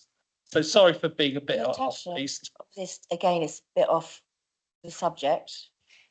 Are you happy to answer that? I'm happy to answer because I know where Paul's going. Which it's fine. Luckily, Paul's been around long enough to know that I know his sideways thinking. Coastal landfills on the Isle of Wight are not something that we see as a historic issue at this post. Most of our historic landfill sites on the island are inland. Some of them are near watercourses, some of them are under golf courses, some of them are near riverways. I am not aware of any that are on our eroding coastline, other than middens from the sort of Bronze Age, which we see plenty of along the southwest coastline. But Bronze Age middens aren't really a situation for us to worry about. We do manage 2 closed landfill sites on the island that were Isle of Wight Council responsibility. One at Limbottom, one on Stag Lane. Both of those were one's a seek and disperse site, one is a site that has a proper network for leachate gathering, but both of those are managed by the Isle of Wight Council under waste management licenses with the Environment Agency to minimise the impact of the degradation of waste within those. Tash, just to let you know, and you probably know this, but I have a rubbish tip in Gurnard, which is eroding and throwing lots of nasty stuff into the sea, lots of asbestos that people used to dump during the 50s and 60s that's coming to the fore. And I was just wondering how, whether we have a plan. We don't have a formal written down strategy on dealing with that issue. We are looking at that issue with Natural England and the MMO to see how that is dealt with, as it is, as you are aware, starting to erode in Gurnard and heading towards the sea. So it's not something I have a formal plan written down for, but we are looking at, and we'll keep updating you as we look at that going forward. But hopefully the brand new groins will help. Anything that increases the beach levels keeps the sea away from the land. This is always a benefit. So yes, that new groin that we've made for you will help. Okay, can we get back on track with the paper? Councillor Churchman. One landfill site, of course, Smallbrook Stadium sits on it. I've not heard of any others that were built near the coast. I wanted to ask, we're talking about beach clean, etc. The company that we use, is it a local company on the Isle of Wight? So I mean, that is my real big question. So it is a company inside the island, right? Thank you. For the record, yes, our current contractor is an Isle of Wight based company, and should we go out to tender, then I would expect a number of Isle of Wight based companies, including the one that is our current incumbent, bidding for this contract. I have to say, somebody contacted me about a slipway that was slippery, and it got sorted within a couple of days. So, yeah, I've got an experience of them being very good here. So, but I'm appreciative it's going to be more outcome based, and that's what I'm really interested in. Anybody else, or should we go to the recommendation? A technical question for a change. It's just, I don't actually know, and I don't think I've missed it, but it's possible, what beaches and steps and slipways are actually covered. I don't think there's a list of them, is there?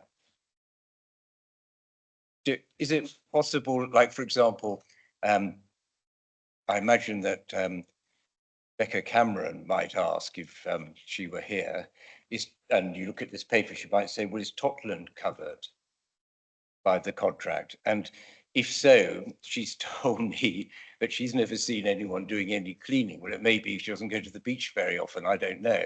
But it would help, I think, as a point of information, if we could actually know what areas are covered, because I've no idea. That's fine. They are indicated on our website, and I will circulate that list afterwards. So it is the amenity beaches on the island, of which there are 16, and then we have the other wild beaches, as we refer to them, that are elsewhere. I do apologise for that oversight. I think it sits in my head so often that I forget to not put that No, in. that's So right. I will circulate that list to you afterwards. That'd be great. Thank you. Anybody else but Councillor Fro at the moment? Nobody else wants to? Councillor. I did have this written down, so please don't shoot me for this. But I think Ed actually raised this because of climate change. One of the things that we are seeing is that our slipways are getting algaed up later on in the season, earlier on in the season. And I know it mentions in the report that we are cleaning our slipways from May to September. Is that going to be adequate with our extended season? Because again, the amount of work that needs to be undertaken at the end of the season is more extensive now. I'm still getting complaints from residents in October that the public slipways are being covered in algae, sort of like by the middle of October, and it is because we are having these warmer autumns. And I get a lot of complaints about that, and I'm just wondering whether that, and I know that it is referenced in the report, but I'm wondering whether we are aware of this, and are we future-proofing the policy to be able to adapt? And I think that you did sort of like say yes, but that is when we have a cooler winter. But I'm just thinking that the period of cleaning slipways are probably expanding rather than remaining the same. Did we just touch on that? That was the outcomes based, Yes, that was wasn't it? the And the fact question that I you have could change answered. it around the Yeah. weather and the tides and. But also it just to round out entirely Councillor Fuller's question, we do inspect all of our coastal assets on a monthly basis. So we do those regular inspections with our coastal inspectors as well as with our environment officers, so that we can keep on top of those currently out of season algae growth. But we will, as I explained earlier, look at an outcome focused specification, so we have that adaptability and flexibility for the changing climate ahead of us.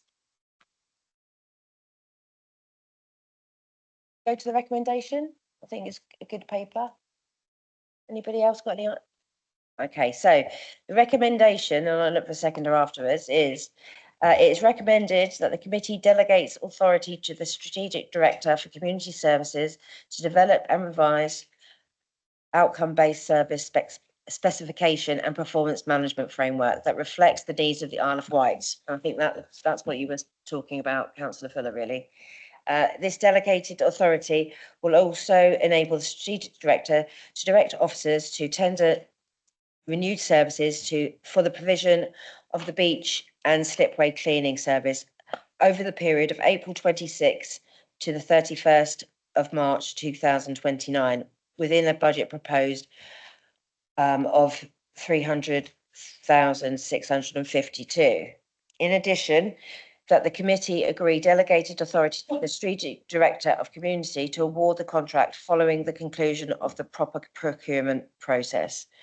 Anybody going to second me for that one? Thank you, Councillor Bake. And can I see by affirmation if we Chair, could I, sorry, just, did this last time? sorry, may I just ask, perhaps I should have asked it as a question earlier, but because we don't have a scrutiny committee now, and if we vote just for this, will it come back to this committee to look at it? Or will it come to full council to look at it? It seems. Colin Rowlands would like to answer that one. My understanding is that it will be looked at in terms of performance, so it will be part of the performance monitoring exercise that this committee carries out. No sort of approval or otherwise of the, for example, here, the company that's won the procurement process. So we just hand it over now and no councillor input or scrutiny. Seems a bit strange. The scrutiny would be through here for the office paper.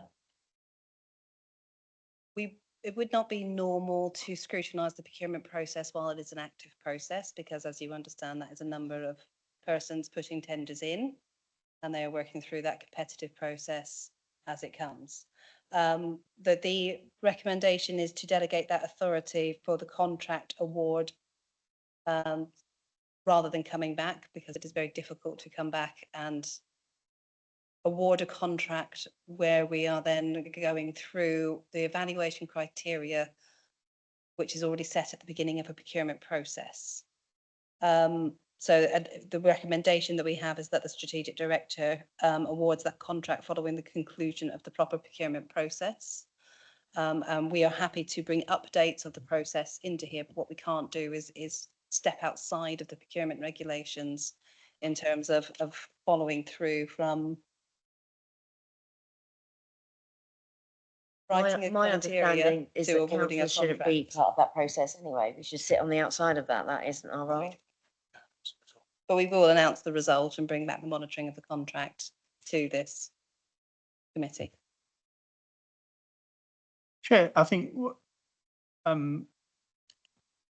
the process is now in motion. Once we agree this, the procurement process goes ahead. But I think the role of this committee is in the life of the contract to make sure that it is being abided by properly, the standards have been adopted. We councillors shouldn't be part of a procurement process at all. Go back, because I did have a seconder. Can I go by affirmation then, please?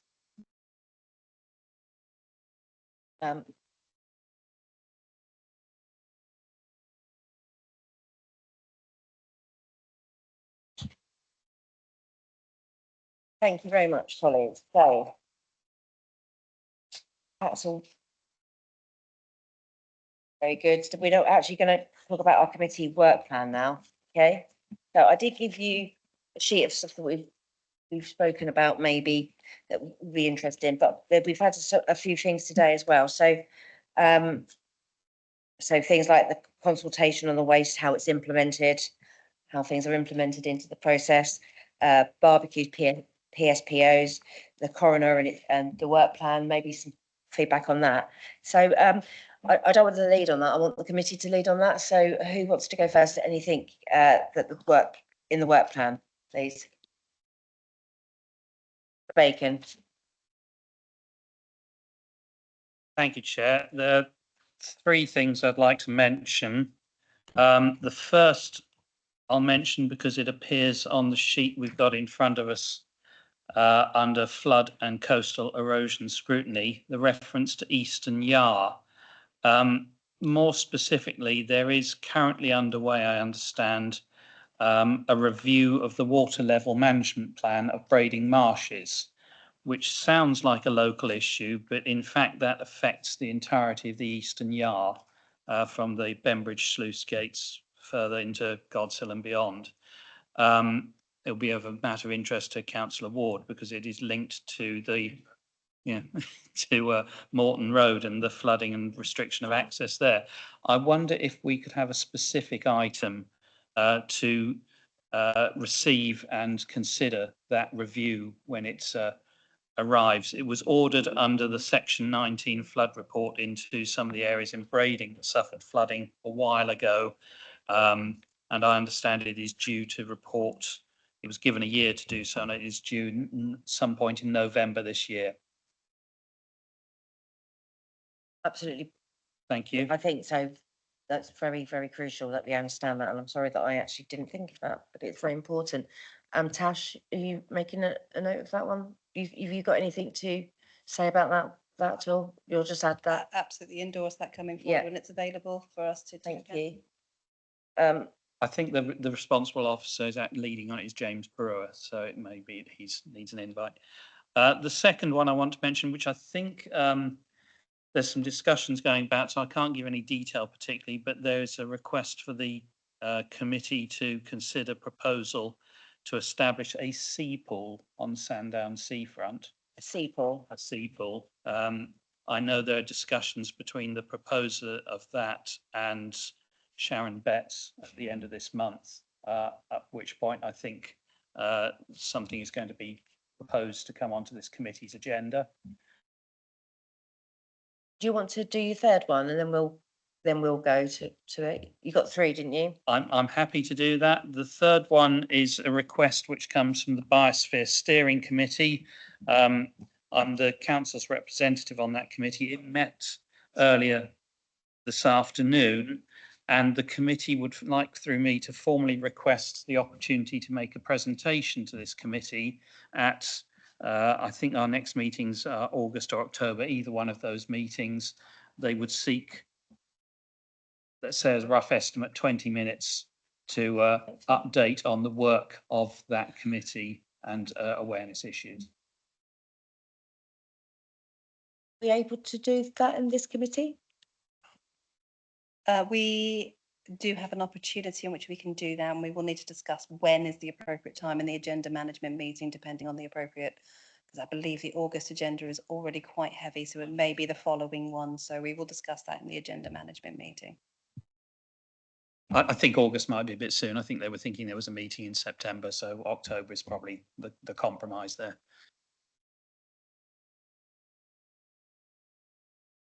Councillor Bacon, that's wonderful. Councillor Fuller.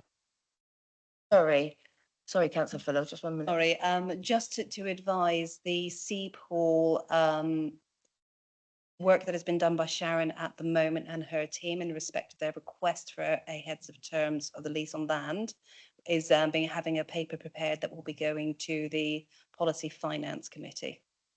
So that paper is underway at the moment, being prepared. Thank you. I thought it would be coming to this committee, but that's very useful. Thank you. I suppose that's because funding needs to be. It's because it's a land asset. Yeah. And so it comes under And property. then maybe come to this one for the action. No, it is a land transfer. It's that they're always gonna seeking. stay It there. will stay over there, I think. Can I ask which date of Policy and Finance Committee it's? I don't have the Due- date, but I can okay. find that out for you.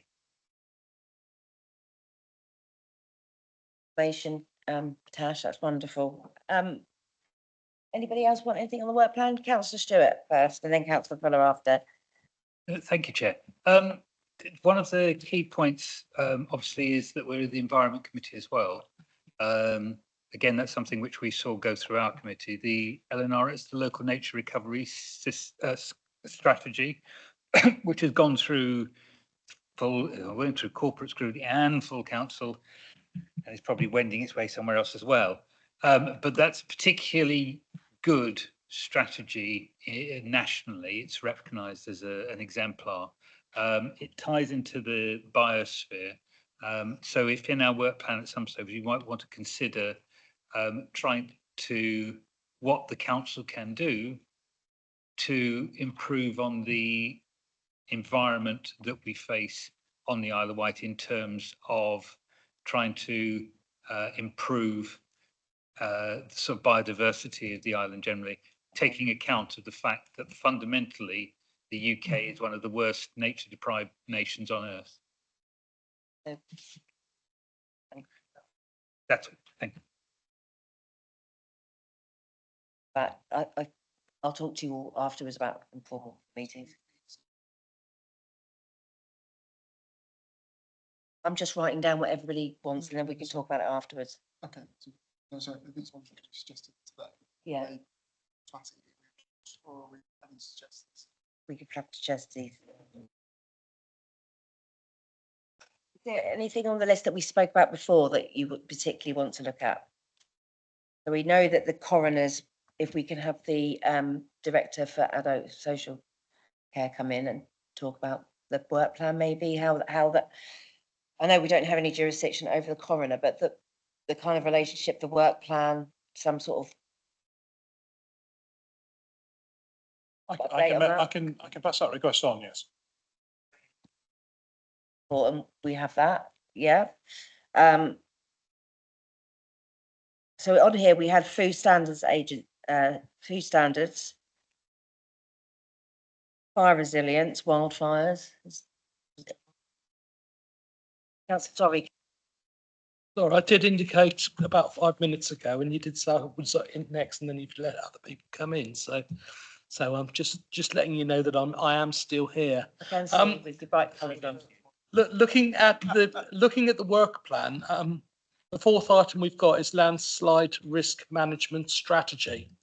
I'm wondering whether we want to extend that to coastal erosion and landslide risk management.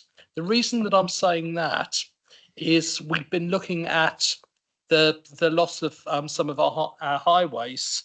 And although we are losing, there has been issues with Leeson Road, we also want to look at places like Military Road, because we are losing Military Road to coastal erosion rather than to landslides.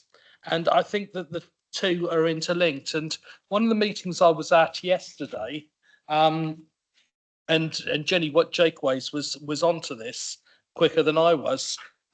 Is DEFRA looking at increasing the profile of natural flood management in future spending plans, but I'm wondering whether we should also be making a case to look at promoting our natural coastal erosion management as a priority. Now, it's something that land agents and landowners are doing as a matter of course, but I'm wondering whether we should be looking at trying to make landslips and coastal erosion much more coherent and having that within the policy for landslips as well. Because there is a very much an overlap, and I just really wanted to gauge Tash whether you thought that might be something that we could work on in light of DEFRA's priorities coming up. Thank you. I think Michelle probably needs to say something about that as well after you, Tash. I think that there are two, as Karen has identified, two issues occurring there. One is that of the highway, which Michelle can refer to in a moment. The other is those ground instability management issues, as well as the coastal loss issues, which we will be facing increasingly from Buckham right through to Freshwater and around Totland and Colwell. In terms of ground instability, we do need to update the council strategy, which is what we will bring a paper forward in August to recommend, looking at some of the current issues and recent issues that we've had, and why we need to relook at what we currently is the oldest document we have, or latest document we have, was the 2007 Ground Instability Management Strategy, which is, as you understand, probably quite out of date now, and things have changed and the world has changed. So we will bring that forward. I absolutely endorse looking at that wider picture. So we'll put together a paper that says what we're going to include in that strategy. And then you can consider setting forth the officers to prepare that strategy, covering landslide, but also those natural coastal adaptations and natural ways of managing that adaptation to a changing coastline, as we are going to need to address some quite significant changes to our coastline, particularly in those areas that are not hold the line and where we are going to see rollback in the next 50 to 60 years. Thank you very much. I've got a couple. Sorry, then we should talk about the roads, because you were talking about the military roads and etc. But Well, that obviously comes under a different It committee. does, yeah, yeah. So, yeah, as the chair said, that the roads specifically would be dealt with through the ERTI, Economy, Regeneration, Transport and Infrastructure. However, obviously, we are, as Natasha said, very aware that there are links between the two, and any strategies that we do put forward would be complementary to each other to ensure that we had a rounded overall strategy, even if it was broken down into two parts to make it a bit simpler to, you know, to sort of divide up and take actions from. So, I mean, in terms of the road, yes, there obviously needs to be greater monitoring. So that's one area that we're investigating, and there needs to be a case for built up about the long-term future of the road network, particularly around that area of the South White. So Councillor Blake actually put forward a question at the committee last week about will there be an overarching strategy? And the answer to that was yes. Thank you. I've got two other items that I want to raise as well. It's fine, yep. And again, these are, and one of our priorities as a council following full council was supporting our farming industry on the island and agriculture. And you know, this is something that I think we all would want to buy into. Supporting our farmers. Farmers are getting a really hard time at the moment. And I think that we want to demonstrate to our farmers and our agricultural industry that we are working with them. And I was just wondering whether we have a strategy to do that. The other thing that I wanted to raise as well is I've had an offer from CIFCA to come and make a presentation to this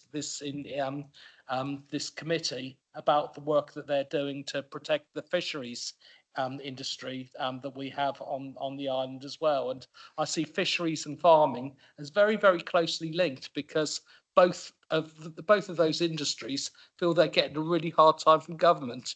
So, you know, if we can do something to work cohesively to support our fisheries as well. And I know you've got an interest in this, Vice Chair, but I think it's something that is very important, because it is important to our island and our island's infrastructure. So I would welcome the opportunity. I was wondering whether you would welcome the opportunity to have a briefing from the team. We've been members of CIFCA since they started off 15 years ago, but we've never heard anything from them. So this is an opportunity that they've offered to us to be able to make a presentation. Thank you. Could I just come in on that? It's a very good point that Councillor makes, and actually you could invite all the fishermen left and farmers left on the island, and they would fit in this room. So we had to invite them all in, because there's not many of us left, so we do need protecting. Maybe we should have a conference then. Have a conference. Chair. Yeah. Sorry, I mean, although this committee does have a scrutiny function relating to flood and crime and disorder, You don't I think ask other people to come in. you're not scrutinising generally matters relating to farming and fisheries. I think there needs to be a function that sits underneath this committee, but also something we're responsible for. Otherwise, you become a talking shop rather than a decision-making body, which is what you are now. Point. Shouldn't be asking. I would suggest Natasha. a helpful way of some of these committee members having those briefings they want, but without disrupting the terms of this committee, would be to have a briefing before the committee meeting of those individual groups that you attend or that you wish to come in, so you can have that subject specialist knowledge without it being part of the business of this committee, which is that decision-making process and performance monitoring. Yeah, I've written that down. There's only so many so many people we can ask to come in and they have to be under our scrutiny part, but it doesn't say we can't have informal briefings and have presentations to our committee. Just for the chairman's noting, CIFCA are coming over and they are meeting the fishing community later on in the summer. You probably don't know about this yet. It's only because I'm chair that I've managed to get news sort of like ahead of you, Ed. So that's a first. What I will do, I'm really sorry, could I get the deputy monitoring officer just to go through what we're actually responsible for? Sorry, I Again. suppose that And I'll resend it because we have sent it round and we've had some presentation, but just to make sure. No, it's me. Good. Sorry to be pedantic, Chair, but I think that farming and fisheries does actually sit under economy and regeneration because it's about an industry and it's about industry support. So there will be an overlap. So if we did a briefing, you could do a briefing with both committees. Let's go through what we're actually responsible for and what we can do as a committee. Chairman, shall I- sorry. Just wanted to point out a couple of facts. The Isle of Wight has the highest coastal erosion problem in the whole of Europe. So, secondly, DEFRA stands for the Department for the Elimination of Rural Affairs. And you think I'm funny, but I'll tell you what, when I said that at a Conservative Party conference, I got a big cheer and a big clap. Thirdly, the military road, when it was, I think the government gave us 20 million back in the 90s. And as far as I know, the life that road was given at the time was possibly just over 20 years. So we are always going to have a problem along that coastline, just to point out. And my fourth thing I wanted oh no, I've forgotten what the fourth thing is. Anyway, as I said, the military road definitely, I'm sure at the time was given a life of 20, 25 years max. That comes under a different committee though, not our committee. Deputy monitoring officer, can you just go through, we did have this in our induction, but can we go through it again? Chairman, of course, and we can circulate this after the meeting as well. But this committee is responsible for and takes decisions in the exercise of the statutory and non-statutory functions relating to the services listed below, and to set the policy framework for those functions for which the committee is responsible, except where the law or the Constitution otherwise provides.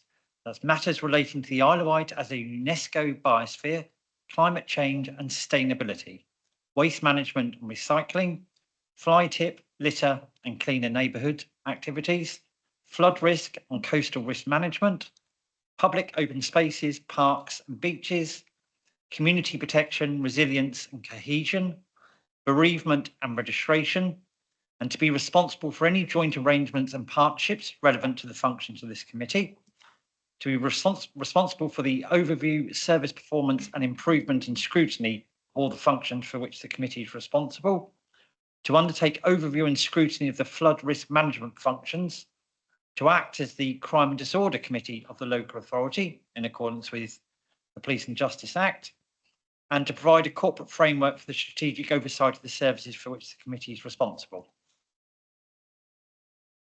So can I also, we've got it on the list, but can I just make a point about the coroner's, about the crematorium? We need a plan for that, so that's definitely on there, isn't it? That's really important, the water scarcity. So everything. Just a quick question back to Justin really about the coroner service and whether the coroner service actually fits in with this committee, because it doesn't seem to be on that list. Well, Chair, I was thinking the same thing I was going to mention to you after, whether it might be worth a discussion with Councillor Mosdale to confirm where it might sit. Does it sit in this committee or does it sit in adult social care? In our induction, it was definitely on this one, but yeah, Bereavement is in this one. The bereavement services. Bereavement is. Yes, but it's where the coroner sits as a separate. It sounds to me, if it's been looked after by the Director of Adult Social Care, it's probably going to be in that one, but let's just double check, because we can go and ask questions there anyway, It's can't worth we? a takeaway and finding out and having a sensible conversation with the monitoring officer. It there are going to be those overlaps. There's going to be these conversations as we're in the infancy of the committee system. But yeah, I mean, I would have expected perhaps it doesn't sit in this committee. It probably sits in the adult social care. Which that's what I was saying about not being here. Didn't seem right, you know, it seemed a bit of an anomaly. But we'll get to the bottom of that. But we did get told it was in this committee. So right or wrongly, it was under the community protection segment in the induction. So that sort of made sense at the time, but I appreciate how it might have some overlaps with adult social care. Chair, if you Yeah, carry on, yeah.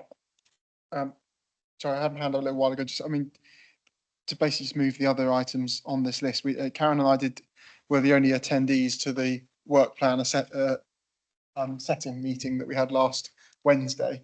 I don't know where everyone else's invites clearly ended up somewhere else. Just make sure you're on the email. Yeah, they did go out. So apologise if there was a technical issue there that meant that no one turned up to it, but it was in your, so within your email segments, you have a separate one that is your environment and community protection. Under that, if you tip the calendar on that, it should have come up on that last Wednesday. So basically, we set up a generic email address so that anything comes to everybody, rather than, it shouldn't just come to me or Ed. Everything should be shared with everybody equally. We're equal in this community, you know. So In future, what we'll do is we'll make sure that individuals receive that rather than just that email. I think Yeah. just for those invites. But so this is the outcome of what Karen and I sat down and scratched our heads over. Much better, much more inclusive if it was included on our Outlook diaries. With well, if I sent the invite on the Outlook diary. I haven't got. We do this outside the meeting, or Yeah. we're just bringing it up, really. But Sorry, Chair, just to move the other items that we haven't spoken about, which is the food standards and food safety plan, which has got to come at the end in next year's, so towards the end of our cycle, as well as the EA coastal gateway approvals, because that's got to come forward. The fire resilience, this is an item that's coming under the climate change type remit that this committee has, that there are likely to be changing fire risks on the island in a warming climate. For instance, things like wildfires across the downs, etc. We've had a particularly dry period since November. How there hasn't been so touch wood recently has been quite a bit of a miracle. That also leads into things like Councillor Christensen's question, that there's risks that might not have been so much a risk before, but they are now. So that I believe that has got to come forward to this committee, and if we can talk to the fire service about that, about how they see the resilience on that, as well as the behaviour change campaigns. That's something that the council needs to take a forefront on in terms of leading our residents towards better behaviours that lead us to be a more cohesive community, I think is the best way of putting that. As well as under the scrutiny things, I think we've raised all the Section 19 reports that, as it happens, a lot of the major reports that have got to come forward come under Councillor Lucioni's and my wards, so that we've got to scrutinise this committee rather fortuitously, probably why we've put ourselves forward for these roles. So just do that, and then obviously at the end of the year we'll have our crime and disorder scrutiny opportunity, which we had back in March through corporate scrutiny, but that'd be probably something for the last meeting in March. If we can add that, please. I just want to talk about the crime and disorder scrutiny.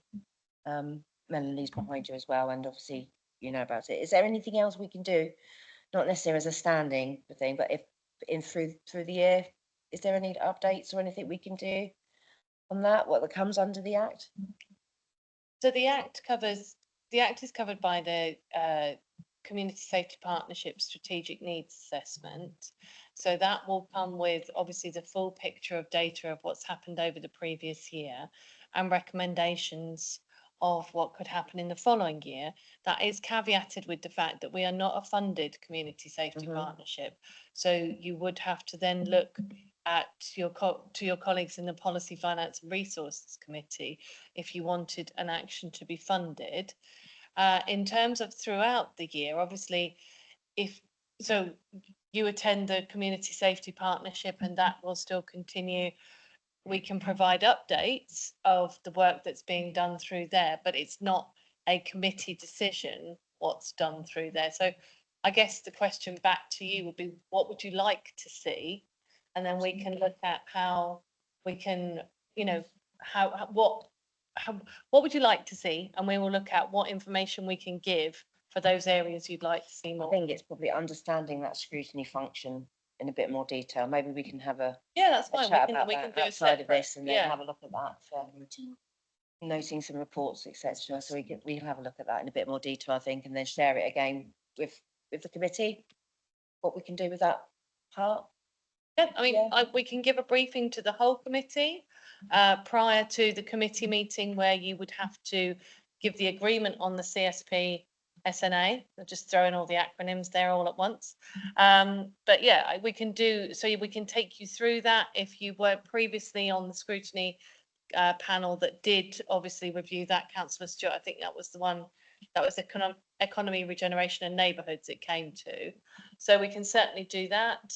At that meeting, you will be able to obviously speak to the representatives that form part of that community safety partnership. So the police will attend, you know, other representatives that there is obviously probation service, youth justice service, fire, mostly police that you would probably want to raise any questions with. So yeah, we can do a briefing and the police will attend at that meeting. Okay, wonderful. Councillor Spink.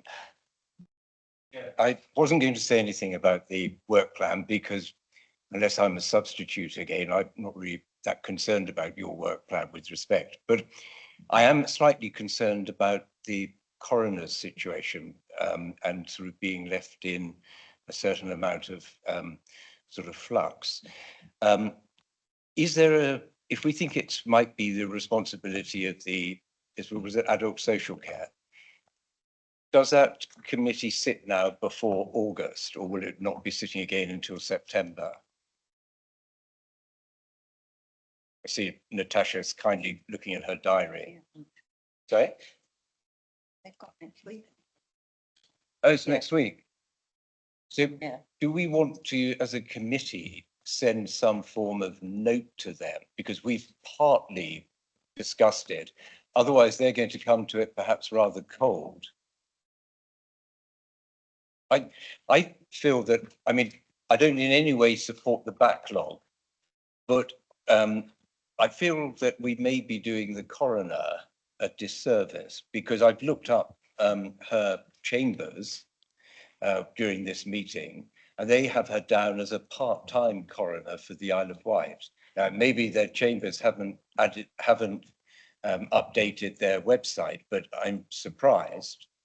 So I think we just need to clarify, and the council, in my view, needs to think about whether or not, I appreciate this may not be for this committee, but bearing in mind that we've taken control of the situation de facto today, rightly or wrongly, the council, I think, may want to make a press statement if she is a part-timer, because I think it doesn't do anyone any good if a member of the council, or loosely a member of the council, Her Majesty's coroner, is unfairly criticised. And there has been a lot of criticism. Now, if she's full-time, so be it, criticise away. But if she's part-time, I think it's a little unkind. Colin. My understanding is that she is contracted part-time, but in reality, she works full-time hours. Isn't it then? Because if you look at her CV, if you look at her chambers, she's a part-time, I think it is 7 other authorities as a part-time coroner. Now, if the Isle of Wight Council knows that and has allowed that, it either knows it or should know it, and it's allowed that to be the case, the Isle of Wight Council's got to shoulder some blame of the backlog and can't push it all onto a part-time coroner that we know is part-time. I think we need to get, respect through the chair to Councillor Spink. I think we need to get some information from the director responsible for that service now, and I think that would be a better approach rather than us talking and speculating about. Through the chair, I completely understand, but it needs to be raised, and I agree that we're speculating to some extent, but it was only speculating to the extent that we want some questions answered. And it needs to be done as a matter of urgency because there's a lot of upset in the community, and it's important that we don't blame it all on a part-time coroner if that is the case. Well, I'm a bit confused, and I'm going to bring Councillor Bacon in now, that he was allowed to ask this question of this committee then. Carry on. Well, I was going to raise a completely separate point going back on something else, but just in terms of the coroner, well, I submitted the question. I was told this is the place to submit it to. I looked at the briefing we were given and coroner bereavement service was on there. So, and it wasn't rejected. If we are mentioning the coroner, just something I did say in my follow-up question, the concerns that are being expressed in many parts of the community are not just about delay. We seem to be just talking about delay. Is she full-time? Is she part-time? There are a lot of other matters that are arising in terms of concerns. And if we are sending a message to another committee, another part of this council, I would like that to be part of that message. It's not just about delay. I think that's an important point. Can I mention my other point, or I don't wish to cut, but just on that email thing, I've opened up the box. I've looked at the emails. We did get an email from Councillor Blake on the 15th of June saying that an informal meeting was going to be set up, but there is no email in my box about the actual meeting itself or a date for that. So I just wanted to raise that just in case there's a problem with the email setup, or it might be a problem with my setup, but just to note that that meeting was not something we had or I had notice of. Check the email address because it sounds like almost me and you have been a party. Well, I'll check it. I'll make sure everybody's email address is on there. Since that date, I've had 7 emails into that inbox, but not anything to do with that meeting. So I just want to flag that up in case there's a problem with the setup. I believe it's what it happens is that the email automatically deletes through the ModGov bot, which is lovely, isn't it? But it's under the calendar, which, in fairness, is probably a bit of an oversight because it doesn't, unless you select that calendar to be viewed, it doesn't come up on your personal calendars. But so in future, what we'll do is we'll make sure that councillors are individually emailed rather than just to that combined email. I don't think we've missed out on any work plan items because of it, so hopefully there's no ill effects of that. But yeah. So,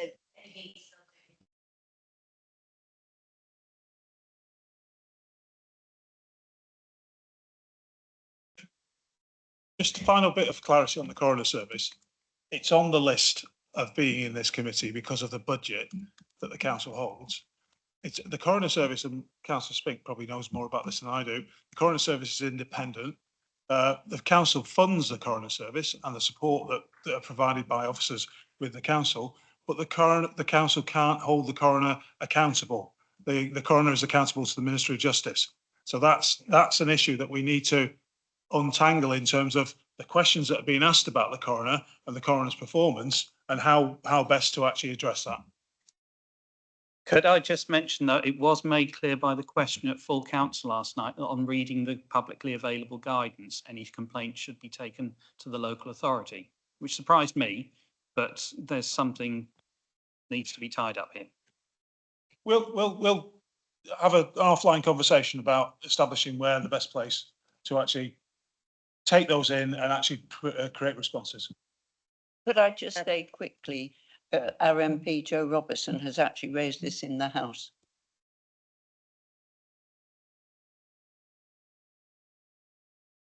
Anybody else want burning? Okay. Meeting closed. Thank you.